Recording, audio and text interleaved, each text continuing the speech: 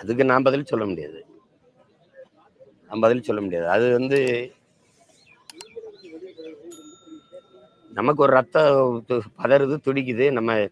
நமக்கு இது சகிக்க முடியல, உறக்க வர மாட்டேங்குது. என்னடா இப்படி போயிட்டு இருக்கு நாடு அப்படின்னு. அதாவது அவர்கிட்ட தான் நீங்க போய் கேட்கணும். சட்டம் இருக்கு, நடவடிக்கை எடுக்கணும்.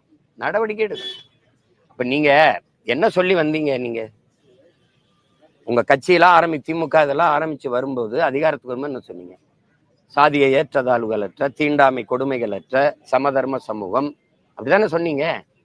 சமூக நீதியை நிலைநாட்டி அப்படிலாம் வருவோம். நீங்க எங்க 60 ஆண்டு ஆயிடுச்சு, இப்பவும் எங்க ஊர்ல சாவு விழுகுது. சாதி சாவு. கொலை செய், சாதிய எண்ணத்தை கொலை செய், சாதிய சிந்தனையை கொலை செய். சாதிக்காக சாதிக்காக சக மனிதனை சாகடிக்க கூடாதுல்ல. அப்படி என்னைய கொண்டு நீ சாதி மயிரை காப்பாத்தி என்ன பண்ண போற? சரி, என்ன காப்பாத்திட்ட, என்ன பண்ண போறேன்னு சொல்லு.